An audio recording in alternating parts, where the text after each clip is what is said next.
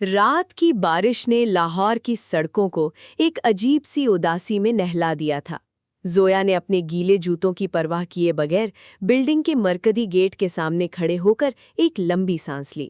اس کے ہاتھ میں ایک پرانا، بوسیدہ لفافہ تھا جس پر اس کے مرحوم والد کے لرزتے ہاتھوں کی تحریر تھی۔ اس کا باپ، جو شہر کے ایک بڑے بزنس مین مرتضی ہاشمی کا برسوں تک وفادار رہا تھا، اپنی آخری سانسوں میں زویا کو ایک ہی وصیت کر گیا تھا: بیٹی، جب کوئی راستہ نہ ملے تو ہاشمی صاحب کے پاس چلی جانا، وہ احسان مند لوگ ہیں۔ زویا کے لیے یہ قدم اٹھانا آسان نہ تھا۔ وہ ایک خوددار لڑکی تھی جس نے ہمیشہ اپنی محنت پر بھروسہ کیا تھا، لیکن ماں کی بیماری اور گھر کے پھانکوں نے اسے اس چوکھٹ پر لا کھڑا کیا تھا۔ جب وہ استقبالیہ پر پہنچی تو وہاں کی چمک دمک نے اسے اپنی غریبانہ حالت پر شرمندہ کر دیا۔ وہاں بیٹھی ایک ماڈرن لڑکی نے اسے ایسے دیکھا جیسے وہ کسی دوسری دنیا کی مخلوق ہو۔ زویا نے ہچکچاتے ہوئے مرتضی ہاشمی کا نام لیا۔ کیا آپ کی ملاقات پہلے سے طے ہے؟ لڑکی نے اپنے ناخنوں پر لگی پالش کو دیکھتے ہوئے پوچھا۔ زویا نے دبی آواز میں جواب دیا، نہیں، بس انہیں کہیے کہ ان کے پرانے ڈرائیور کی بیٹی آئی ہے۔ کچھ ہی دیر بعد اسے مرتضی صاحب کے عالی شان دفتر میں بلایا گیا۔ مرتضی صاحب ایک نرم دل انسان تھے۔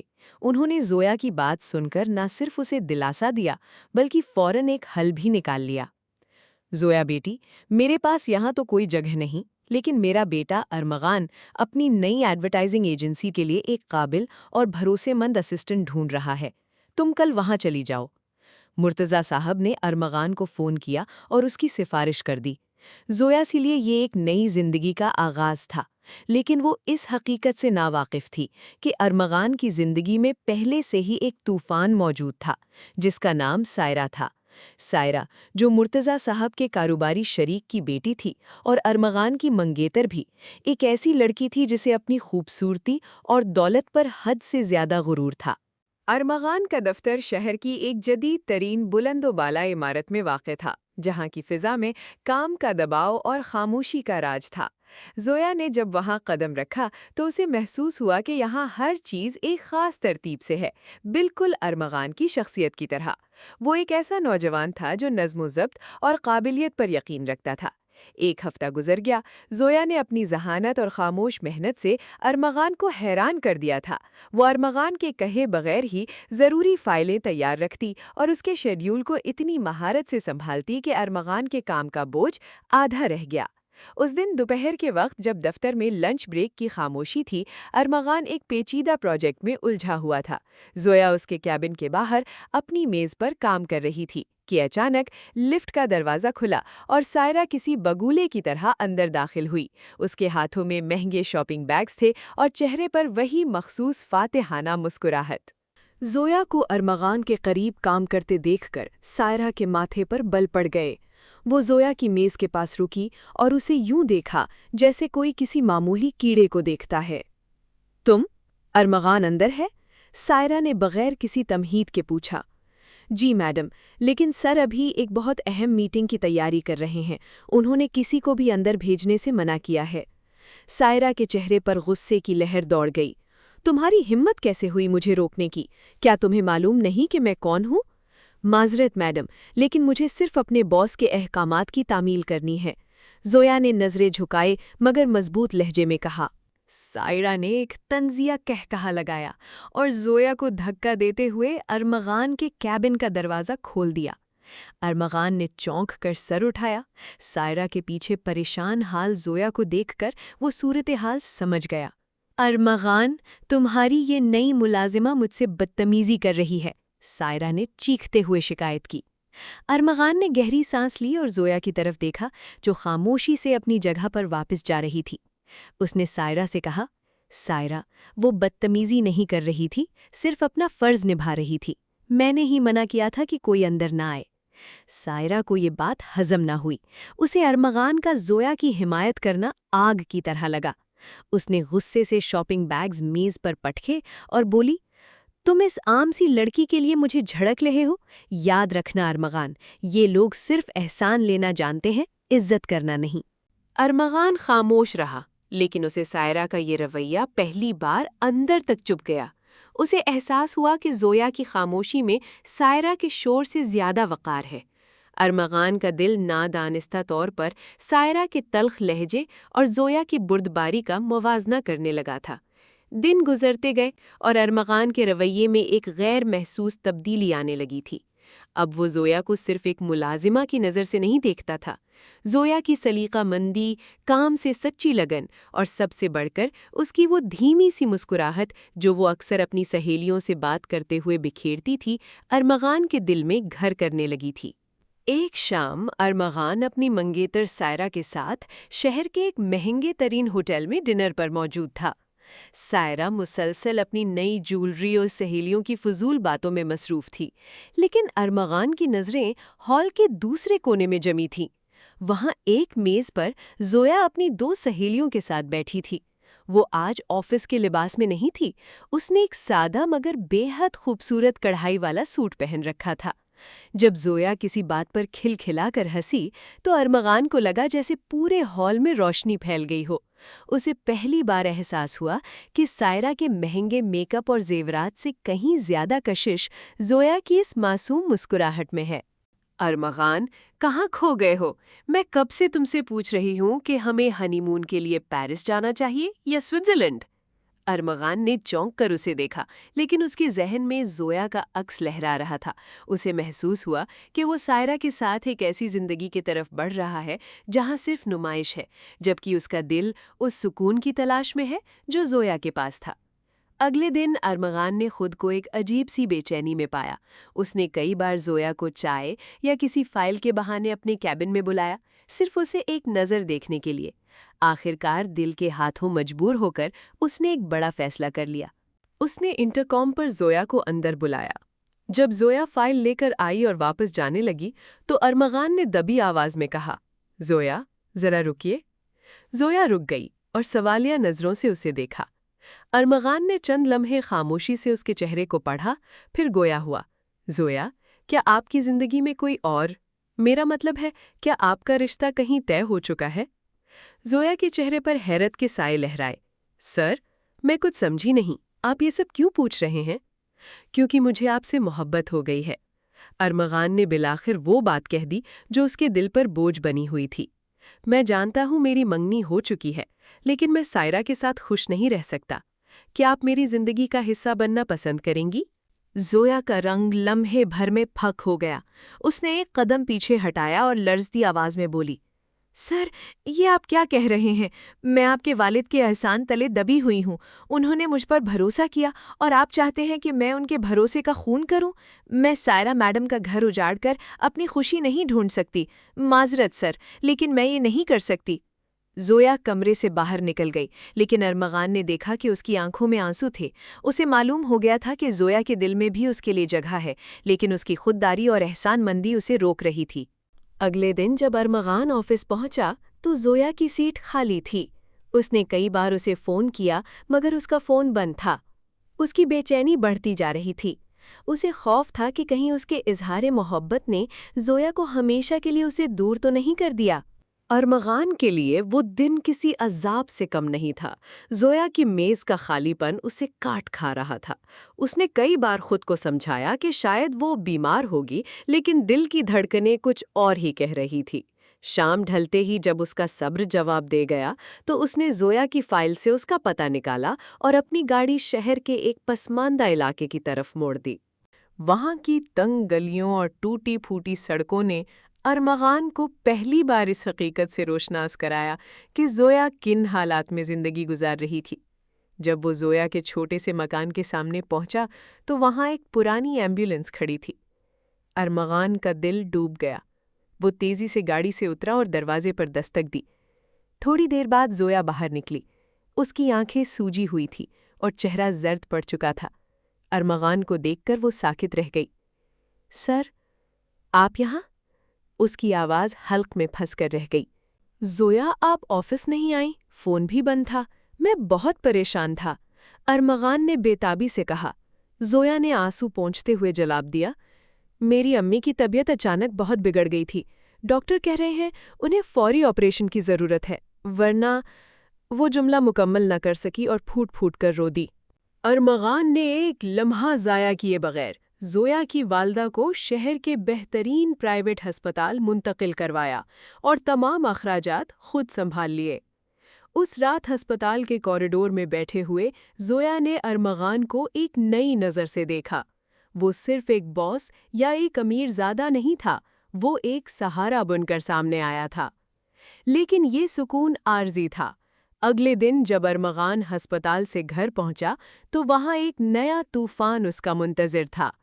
سائرہ اپنے والد کے ساتھ وہاں موجود تھی اور اس کے ہاتھ میں وہ تصاویر تھیں جو اس کے جاسوس نے کل رات ہسپتال کے باہر کھینچی تھیں۔ تو یہ ہے تمہاری مصروفیت، سائرہ نے تصاویر میز پر پٹکتے ہوئے چیخ کر کہا۔ اس 2 ٹکے کی ملازمہ کے لیے تم نے ہمارا ڈنر کینسل کیا؟ ارمغان، تم نے میری توہین کی ہے۔ ارمغان کے والد مرتضیٰ صاحب حیرت اور صدمے سے اپنے بیٹے کو دیکھ رہے تھے۔ ارمغان، کیا یہ سچ ہے؟ کیا تم لطیف کی بیٹی کے پیچھے اپنا اور ہمارا وقار داؤ پر لگا رہے ہو؟ ارمغان نے سر اٹھایا۔ اس کی آنکھوں میں اب کوئی خوف نہیں تھا۔ بابا، میں نے صرف ایک ضرورت مند کی مدد کی ہے، اور جہاں تک وقار کی بات ہے تو وہ انسان کی نیت میں ہوتا ہے، اس کے بینک بیلنس میں نہیں۔ میں سائرہ سے شادی نہیں کر سکتا کیونکہ ہمارا راستہ ایک نہیں ہے۔ سائرہ کے والد نے غصے سے ارمغان کے والد کی طرف دیکھا۔ مرتضیٰ، اگر تمہارے بیٹے نے یہ رشتہ توڑا تو یاد رکھنا ہمارا بزنس پارٹنرشپ بھی اسی وقت ختم ہو جائے گا۔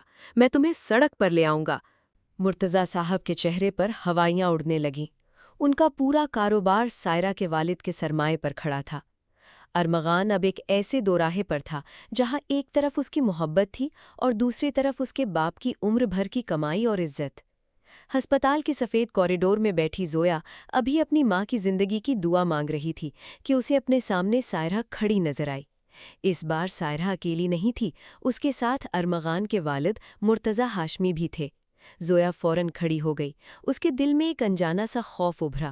مرتضیٰ صاحب کے چہرے پر وہ نرمی نہیں تھی جو پہلی ملاقات میں تھی۔ انہوں نے زویا کے ہاتھ میں ایک سفید لفافہ تھمایا۔ زویا بیٹی، اس میں تمہاری ماں کے علاج کے بقیہ تمام اخراجات اور کچھ اضافی رقم ہے، لیکن ایک شرط پر۔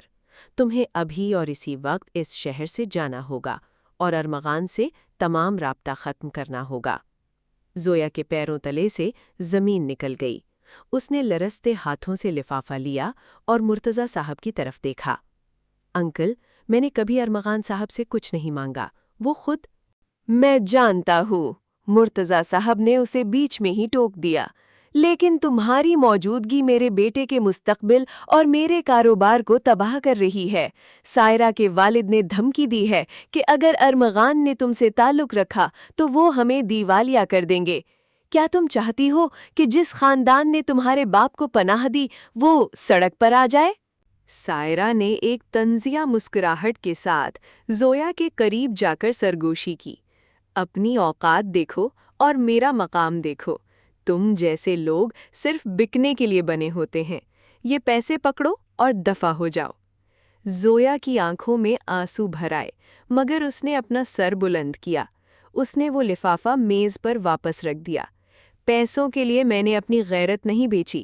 میں چلی جاؤں گی، اس لیے نہیں کہ میں ڈر گئی ہوں، بلکہ اس لیے کہ میں ارمغان صاحب کو نقصان نہیں پہنچانا چاہتی۔ اسی رات زویا اپنی نیم بے ہوش ماں کو لے کر اسپتال سے کسی کو بتائے بغیر نکل گئی۔ جب ارمغان اگلی صبح پھول لے کر اسپتال پہنچا تو وہاں زویا کا نام و نشان بھی نہ تھا۔ وارڈ بوائے نے بتایا کہ وہ رات کے اندھیرے میں ہی ڈسچارج کروا کر چلی گئی ہے۔ ارمغان دیوانہ وار اسے ڈھونڈنے لگا، لیکن زویا کا فون بند تھا۔ ارمغان جب گھر واپس آیا تو اس نے دیکھا کہ سائرہ اور اس کے گھر والے شادی کی تاریخیں طے کر رہے تھے۔ ارمغان، تم کہاں غائب تھے؟ دیکھو، ہم نے اگلے مہینے کی 15 تاریخ رکھی ہے، سائرہ نے چہکتے ہوئے کہا۔ ارمغان نے اپنی ماں اور باپ کی طرف دیکھا جو خاموشی سے سائرہ کے والد کی شرطیں مان رہے تھے۔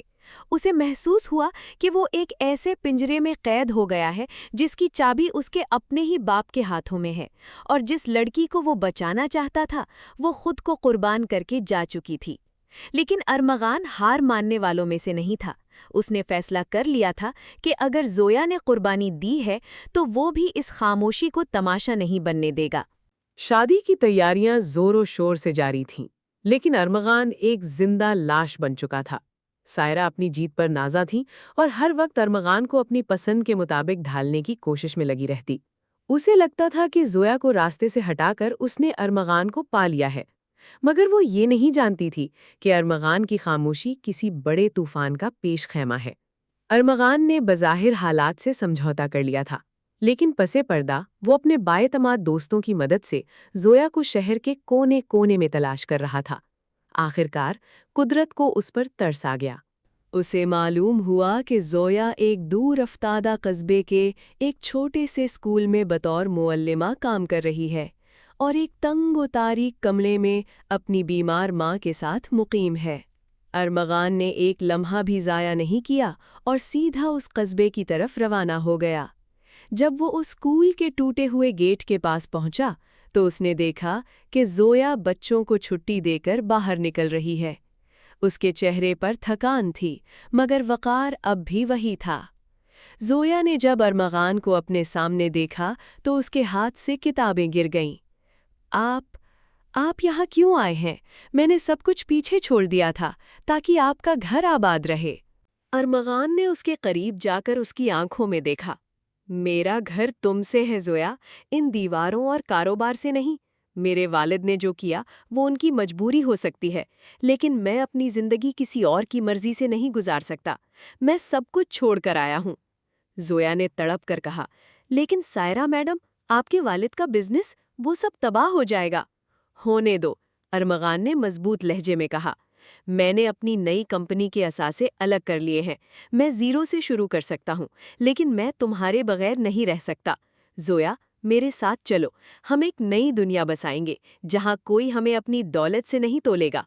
زویا کی مزاحمت دم توڑ گئی۔ اس نے ارمغان کی آنکھوں نے سچائی اور اپنے لیے وہ تڑپ دیکھی جو کسی بھی دنیاوی خوف سے بڑی تھی۔ اسی شام ارمغان نے زویا اور اس کی ماں کو ساتھ لیا اور واپس شہر آ گیا، لیکن یہ واپسی اتنی سادہ نہیں تھی۔ جب وہ ارمغان کے گھر پہنچے تو وہاں سائرہ اور اس کے والد پہلے سے موجود تھے۔ ارمغان کا ہاتھ زویا کے ہاتھ میں دیکھ کر سائرہ کا چہرہ غصے سے تمتما اٹھا۔ ارمغان، یہ کیا تماشا ہے؟ مرتضی صاحب نے دہاڑ کر پوچھا۔ ارمغان نے سب کے سامنے زویا کا ہاتھ مزید مضبوطی سے تھام لیا۔ یہ تماشا نہیں، میرا فیصلہ ہے۔ میں زویا سے نکاح کر رہا ہوں۔ آپ کو میرا کاروبار چاہیے، آپ رکھ لیں۔ آپ کو سائرہ کے والد کی پارٹنرشپ چاہیے، وہ بھی لے لیں۔ میں اس گھر سے اپنا حق چھوڑ کر جا رہا ہوں۔ سائرہ کے والد نے طنزیہ ہنستے ہوئے کہا، مرتضی، دیکھ لیا اپنے بیٹے کا حال؟ کل جب یہ سڑک پر بھیک مانگے گا تب اسے میری قیمت کا اندازہ ہوگا۔ ارمغان نے مڑ کر سائرہ کی طرف دیکھا اور سکون سے بولا، قیمت چیزوں کی ہوتی ہے سائرہ، انسانوں کی نہیں، اور آج تم نے ثابت کر دیا کہ تم صرف خرید و فروخت کرنا جانتی ہو، محبت نہیں۔ ارمغان زویا اور اس کی ماں کو لے کر اس عالی شان بنگلے سے باہر نکل آیا۔ اس کے پاس اب نہ گاڑی تھی نہ بینک بیلنس، لیکن اس کے چہرے پر وہ سکون تھا جو اس نے پہلے کبھی محسوس نہیں کیا تھا۔ ارمغان اور زویا کے لیے یہ ایک نئی اور کٹھن آزمائش کا آغاز تھا۔ ارمغان جو کبھی ریشمی بستروں پر سوتا تھا، اب ایک چھوٹے سے کرائے کے اپارٹمنٹ میں زندگی کی حقیقتوں کا سامنا کر رہا تھا۔ اس کی تمام بینک مراعات اور خاندانی جائیداد ضبط ہو چکی تھی۔ اس کے پرانے دوست جو کبھی اس کے گرد منڈلاتے تھے، اب اس کا فون اٹھانے سے بھی کترانے لگے تھے۔ دوسری طرف سائرہ کی انا کو شدید ٹھیس پہنچی تھی۔ وہ ارمغان کی اس بغاوت کو ہضم نہیں کر پا رہی تھی۔ اس نے اپنے والد کے ذریعے ارمغان کی نئی کمپنی کے تمام ممکنہ کلائنٹس کو دھمکانا شروع کر دیا تاکہ ارمغان کہیں بھی اپنے پیر نہ جما سکے۔ میں اسے سڑک پر لا کر چھوڑوں گی، یہاں تک کہ وہ خود گھٹنوں کے بل چل کر میرے پاس آئے گا، سائرہ نے غصے سے بھرے لہجے میں اپنے والد سے کہا۔ لیکن زویا نے ارمغان کو ٹوٹنے نہیں دیا۔ وہ صبح اسکول میں پڑھاتی اور دوپہر کو ارمغان کے ساتھ مل کر اس کے چھوٹے سے آفس کے معاملات سنبھالتی۔ زویا کی حوصلہ افزائی ارمغان کے لیے وہ ایندھن تھی جس نے اسے دوبارہ لڑنے کی ہمت دی۔ ایک شام جب ارمغان تھکا ہارا گھر لوٹا تو زویا نے اس کے سامنے ایک پرانا چمڑے کا بیگ رکھا۔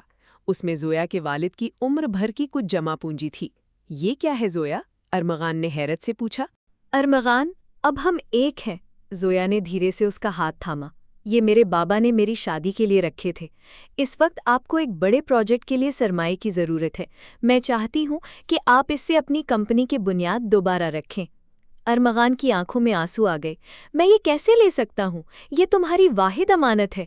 امانت تو آپ ہیں، زویا نے مسکرا کر جواب دیا۔ اگر ہم ساتھ ہیں تو ہم سب کچھ دوبارہ بنا لیں گے۔ اسی رقم سے ارمغان نے ایک ایسا آئیڈیا تیار کیا جو شہر کے ایک بڑے غیر ملکی انویسٹر کو پسند آ گیا۔ یہ ایک ایسا پروجیکٹ تھا جس میں سائرہ کے والد کا کوئی اثر و رسوخ نہیں تھا۔ محنت رنگ لائی اور ارمغان کو ایک بڑا کانٹریکٹ مل گیا۔ جب یہ خبر سائرہ تک پہنچی تو وہ آپے سے باہر ہو گئی۔ اسے یقین نہیں آ رہا تھا کہ ایک عام سی لڑکی کے ساتھ مل کر ارمغان اتنی جلدی کیسے کھڑا ہو گیا۔ اس نے اب ایک ایسا خطرناک کھیل کھیلنے کا فیصلہ کیا جو زویا کی زندگی ہی ختم کر دیتا۔ ایک رات جب زویا اکیلی گھر کی طرف لوٹ رہی تھی، ایک تیز رفتار گاڑی نے اسے کچلنے کی کوشش کی۔ زویا بال بال بچی، لیکن اس حادثے نے ارمغان کو ہلا کر رکھ دیا۔ اسے معلوم تھا کہ یہ کس کی کارستانی ہے۔ ارمغان نے اسی وقت سائرہ کے گھر کا رخ کیا۔ اس بار وہ التجا کرنے نہیں بلکہ حساب برابر کرنے گیا تھا۔ ارمغان جب سائرہ کے بنگلے میں داخل ہوا، سائرہ اپنے ہاتھ میں جوس کا گلاس پکڑے صوفے پر نیم دراز تھی، لیکن ارمغان کی سرخ آنکھیں اور غصے سے تمتماتا ہوا چہرہ دیکھ کر وہ ایک دم سیدھی ہو کر بیٹھ گئی۔ ارمغان، تم یہاں اس وقت؟ سائرہ نے مسکرانے کی ناکام کوشش کی۔ ارمغان نے بغیر کچھ کہے اپنے فون سے ایک ویڈیو پلے کی اور میز پر رکھ دی۔ یہ اس حادثے کی CCTV فوٹیج تھی جس میں گاڑی کا نمبر واضح نظر آ رہا تھا۔ وہ گاڑی سائرہ کے نام پر رجسٹرڈ تھی۔ اگلی بار وار کرنا ہو تو خود سامنے آنا سائرہ، کسی کرائے کے قاتل کو مت بھیجنا۔ ارمغان کی آواز میں ایسی سردی تھی کہ سائرہ کو جھرجھری آ گئی۔ میں یہاں تمہیں دھمکانے نہیں آیا، صرف یہ بتانے آیا ہوں کہ میں نے یہ تمام ثبوت پولیس کو بھیج دیے ہیں۔ تم نے زویا کو چھونے کی کوشش کر کے اپنی زندگی کی سب سے بڑی غلطی کی ہے۔ اسی وقت سائرہ کے والد جو اپنے کمرے سے باہر نکلے تھے یہ سن کر رک گئے۔ ان کے چہرے پر ہوائیاں اڑنے لگیں۔ وہ جانتے تھے کہ اگر پولیس کیس بن گیا تو ان کی سیاسی اور سماجی ساکھ مٹی میں مل جائے گی۔ ارمغان بیٹا، رک جاؤ، ہم بات کر سکتے ہیں، سائرہ کے والد نے لرزتی آواز میں کہا۔ بات کا وقت گزر چکا ہے۔ ارمغان نے مڑ کر ان کی طرف دیکھا۔ آپ نے میرے باپ کو دیوالیہ کرنے کی دھمکی دی تھی۔ لیکن یاد رکھیے، جس شخص کے پاس کھونے کو کچھ نہ ہو وہ سب سے زیادہ خطرناک ہوتا ہے۔ میں نے آپ کے خلاف وہ تمام فائلیں بھی اکٹھی کر لی ہیں جو آپ کے بزنس کے کالے دھندوں کا ثبوت ہیں۔ سائرہ، جو اب تک خاموش تھی، غصے سے چیخ پڑی۔ تم اس معمولی سی لڑکی کے لیے ہمیں برباد کرو گے ارمغان، تم پاگل ہو گئے ہو۔ ارمغان نے ایک قدم اس کی طرف بڑھایا۔ ہاں، میں اس محبت کے لیے پاگل ہوں جس نے مجھے سکھایا کہ انسان ہونا کیا ہوتا ہے۔ زویا وہ لڑکی ہے جس نے مجھے سہارا دیا جب تم اور تمہاری دولت میرا مذاق اڑا رہے تھے۔ ارمغان وہاں سے نکل آیا، لیکن پیچھے ایک ایسا طوفان چھوڑ گیا جس نے سائرہ کے غرور کی بنیادیں ہلا دیں۔ اگلے ہی دن پولیس نے سائرہ کو پوچھ گچھ کے لیے طلب کر لیا۔ سائرہ کے والد نے بہت کوشش کی کہ اثر و رسوخ استعمال کریں، لیکن ارمغان نے سوشل میڈیا اور پریس کے ذریعے اس کیس کو اتنا اچھالا کہ اب پیچھے ہٹنا ناممکن تھا۔ زویا اور ارمغان دونوں حیرت سے مڑے۔ زویا نے تیزی سے آگے بڑھ کر ان کے ہاتھ تھام لیے۔ انکل، آپ ایسا کیوں کہہ رہے ہیں؟ آپ تو بڑے ہیں۔ مرتضی صاحب نے ارمغان کو گلے لگایا۔ بیٹا، میں غلط تھا۔ اصل دولت بینک بیلنس نہیں، بلکہ وہ انسان ہوتا ہے جو برے وقت میں آپ کا ساتھ نہ چھوڑے۔ میں اپنا سب کچھ، اپنا کاروبار اور اپنا گھر تمہارے اور زویا کے نام کرنے آیا ہوں۔ لیکن ارمغان نے مسکرا کر انکار کر دیا۔ بابا، وہ سب آپ کا ہے، آپ ہی رکھیے۔ میں اور زویا اپنی محنت سے اپنی سلطنت کھڑی کریں گے، ہمیں صرف آپ کی دعا چاہیے۔ سائرہ کا انجام قریب تھا اور ارمغان اور زویا کی نئی زندگی کا سورج طلوع ہو رہا تھا، لیکن کہانی میں ابھی ایک ایسا موڑ باقی تھا جس کا اندازہ کسی کو نہیں تھا۔ سائرہ کی گرفتاری کی خبر شہر بھر میں پھیل چکی تھی۔ وہ لڑکی جو کبھی کسی کو خاطر میں نہیں لاتی تھی، اب حوالات کی سلاخوں کے پیچھے اپنے غرور کے ٹوٹنے کا تماشا دیکھ رہی تھی۔ اس کے والد نے اسے چھڑانے کے لیے ایڑی چوٹی کا زور لگا دیا، مگر ارمغان کی فراہم کردہ دستاویزی شہادتیں اتنی مضبوط تھی کہ قانون کے ہاتھ ان کے گریبان تک پہنچ چکے تھے۔ ادھر ارمغان اور زویا کی زندگی میں ایک سکون آ گیا تھا، مگر یہ سکون کسی بڑے طوفان سے پہلے کی خاموشی ثابت ہوا۔ ایک شام جب ارمغان دفتر سے واپس آ رہا تھا، اسے ایک گمنام نمبر سے کال موصول ہوئی۔ ارمغان ہاشمی، اگر تم اپنی بیوی اور ماں کی سلامتی چاہتے ہو تو سائرہ کے خلاف تمام کیسز واپس لے لو، ورنہ یاد رکھنا کہ تمہارے پاس بچنے کے لیے کوئی راستہ نہیں ہے۔ فون دوسری طرف سے کٹ گیا۔ ارمغان کے ہاتھ پاؤں ٹھنڈے ہو گئے۔ اسے احساس ہوا کہ سائرہ کے والد صرف ایک کاروباری شخص نہیں تھے، بلکہ ان کے تعلقات زیر زمین دنیا کے خطرناک لوگوں سے بھی تھے۔ اس نے فوراً گھر فون کیا، مگر کسی نے فون نہیں اٹھایا۔ وہ پاگلوں کی طرح گاڑی بھگاتا ہوا گھر پہنچا تو وہاں کا منظر دیکھ کر اس کی جان نکل گئی۔ گھر کا دروازہ کھلا تھا اور سامان بکھرا ہوا تھا۔ زویا اور اس کی ماں غائب تھیں۔ ارمغان کے پیروں تلے سے زمین نکل گئی۔ اسے اپنی کامیابی اور انتقام کی قیمت اتنی بھاری پڑے گی، اس نے کبھی سوچا نہ تھا۔ وہ سیدھا سائرہ کے والد کے پاس پہنچا، جو اپنے ڈرائنگ روم میں اطمینان سے سگار پی رہے تھے۔ کہاں ہے وہ؟ ارمغان نے ان کا گریبان پکڑ کر غصے سے دھاڑ کر پوچھا۔ سائرہ کے والد نے سرد مہری سے ارمغان کا ہاتھ جھٹک دیا۔ دیکھو ارمغان، میں نے تمہیں پہلے بھی کہا تھا کہ مجھ سے مت الجھو۔ اب بھی وقت ہے، سائرہ کو رہا کرواؤ اور بدلے میں اپنی فیملی لے جاؤ، ورنہ شاید تمہیں ان کی شکل دیکھنا بھی نصیب نہ ہو۔ ارمغان ٹوٹ کر وہیں صوفے پر گر گیا۔ ایک طرف اس کی خودداری اور قانون تھا اور دوسری طرف زویا کی زندگی۔ اسے اپنی زندگی کا سب سے کٹھن فیصلہ کرنا تھا۔ اسی لمحے اسے زویا کی وہ بات یاد آئی جو اس نے ایک بار کہی تھی، حق کے لیے لڑتے ہوئے اگر جان بھی چلی جائے تو وہ زندگی سے بہتر ہے۔ ارمغان نے اپنی آنکھیں صاف کیں اور سائرہ کے والد کی طرف دیکھ کر ایک عجیب سی مسکراہٹ کے ساتھ کہا، آپ نے ٹھیک کہا تھا، میں اپنی فیملی کے لیے کچھ بھی کر سکتا ہوں، لیکن آپ یہ بھول گئے کہ زویا نے مجھے بزدل بننا نہیں، لڑنا سکھایا ہے۔ ارمغان وہاں سے نکلا، مگر اس بار وہ پولیس کے پاس نہیں گیا۔ اسے معلوم تھا کہ سائرہ کے والد کے کارندے ہر جگہ موجود ہیں۔ اس نے اپنے پرانے وفادار ملازموں اور ان لوگوں کو اکٹھا کیا جن کی اس نے کبھی مدد کی تھی۔ رات کے اندھیرے میں ارمغان نے شہر کے مضافات میں واقع ایک پرانے گودام کا سراغ لگا لیا جہاں زویا اور اس کی ماں کو قید رکھا گیا تھا۔ وہاں پہنچ کر اس نے دیکھا کہ زویا کے سامنے سائرہ کا بھائی، جو اپنی بہن سے بھی زیادہ سفاک تھا، پستول تانے کھڑا تھا۔ ارمغان کو آنے دو، میں اسے دکھاؤں گا کہ ہماری دشمنی کا انجام کیا ہوتا ہے، سائرہ کے بھائی نے غصے سے کہا۔ ارمغان سائر سے باہر نکلا۔ میں آ گیا ہوں، انہیں چھوڑ دو اور جو کرنا ہے میرے ساتھ کرو۔ لیکن ارمغان اکیلا نہیں تھا، اس کے ساتھ وہ لوگ تھے جنہیں ارمغان نے مشکل وقت میں سہارا دیا تھا۔ ایک اچانک حملے نے اغوا کاروں کو سنبھلنے کا موقع نہ دیا۔ گولیوں کی تڑتا کھٹ اور چیخو پکار میں ارمغان نے چھلانگ لگا کر زویا کو اپنی پناہ میں لے لیا۔ دشمنوں کو شکست ہو چکی تھی، لیکن جب دھواں چھٹا تو ارمغان نے دیکھا کہ زویا کی ماں بے ہوش پڑی تھی اور زویا کے بازو سے خون بہہ رہا تھا۔ ارمغان نے انہیں سینے سے لگا لیا، مگر اس کی نظریں اب بھی سائرہ کے بھائی پر تھیں جو فرار ہونے کی کوشش کر رہا تھا۔ ارمغان نے اسے نہیں روکا کیونکہ اسے معلوم تھا کہ قانون کی گرفت اب ان سب کے گرد تنگ ہو چکی ہے۔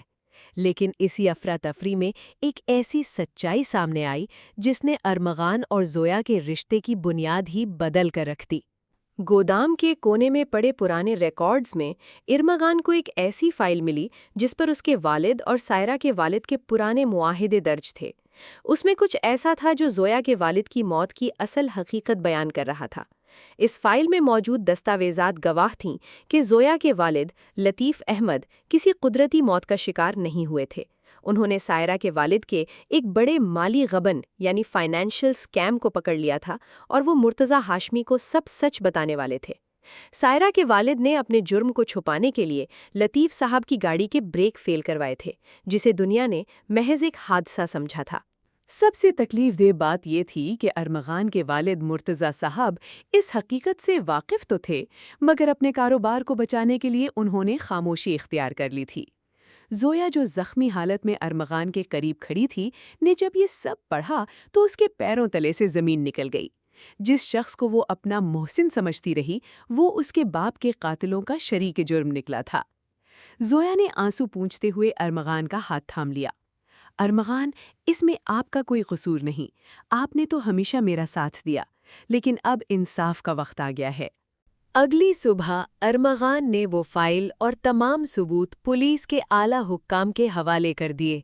सायरा के वालिद को कत्ल की साजिश और वबन के इल्ज़ाम में गिरफ्तार कर लिया गया।